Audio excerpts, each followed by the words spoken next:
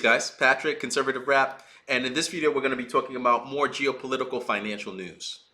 As you know, the deep state has been trying for the last few weeks since Trump got into office to crash the market, right? So they can blame as much of the economic turbulence you're seeing on Trump and on his policies. He's been bobbing and weaving, going through the domestic and global issues, keeping them off guard. And all he needs to do is simply mention something and you'll find that like markets move. It's really fantastic. So let's cover a few examples of this. Donald Trump Jr. on X. He wanted the rest of us to start eating bugs and living in pods while he lives a life of luxury. Just another leftist hypocrite. And the picture, I think, says it all. Daniel Turner on X. Private jets, multiple homes, motorcades. The people preaching the loudest about Earth Day are the biggest hypocrites. CCAOC, he CC'd Bernie Sanders. It's hypocrisy. Again, one rule for them, another for us. We talked about in the last post how they were in the UK passing initiatives to dim the sun. Of course, they're going to have their own resorts and their own private areas that won't be affected. It's really for us, and it's fantastic to see. Gunther Eagleman, next on X. Boom. The White House message to those who thought that Biden would wipe away their student debt: if you take out a loan, you have to pay it back. It's very simple. President Trump will not kick the can down the road anymore. So you tell me, why should someone who didn't go to college support the debt of someone else who did? The United States is currently $36 trillion in debt, and it's time we got our fiscal house in order and restore common sense to our country. That's a quote from Carolyn Levitt, and I love it. You know, the things these people are touching on, I think, are inarguable at this juncture that we're in as a country. Amuse on X. Doge. The Democrats are freaking out that they're going to have to start repaying their student loans. The government hasn't attempted to collect on 5 million defaulted student loans, totaling $5 billion for 4 years. Next month, the debt collection starts calling. And the irony is the same amount of people at protest are the same amount of people that are going to be affected by this initiative, which I think starts next Monday, according to the notes here, May 5th.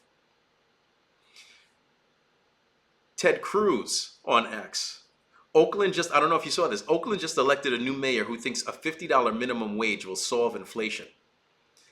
We all know this is stupid. You raise inflation, jobs go away. And the more mechanistic the environments become when you go into shop. I don't know how any of this stands currently.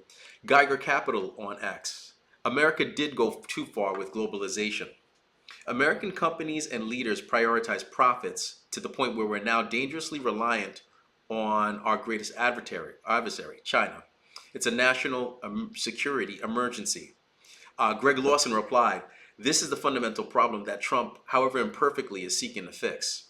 Never forget that it was the DC blob and elite business class that, for the better part of a quarter century after the collapse of the Soviet Union, sold out America's long-term interest on the altar of short-term profit and cheap consumer goods from China. And in so doing, they created the Frankenstein Nixon described towards the end of his life. Now, after years of embedding our number one geopolitical competitor at the heart of some of our most critical supply chains, it won't be easy or painless to extract it." Check this out. Clandestine. I love clandestine on X. The tariffs are working. The Trump admin are close to a deal with China and are negotiating new trade deals with 34 countries. Trump exercised his leverage, started negotiations from a strong position, and created a sense of urgency. Art of the deal. You may have noticed he also met with Bibi, announcing something positive. Similar in this trend, J.D. Vance also worked out something with Modi in India to move the needle forward. I think it's a key framework for a major trade deal to commence shortly. Next, from My Trade.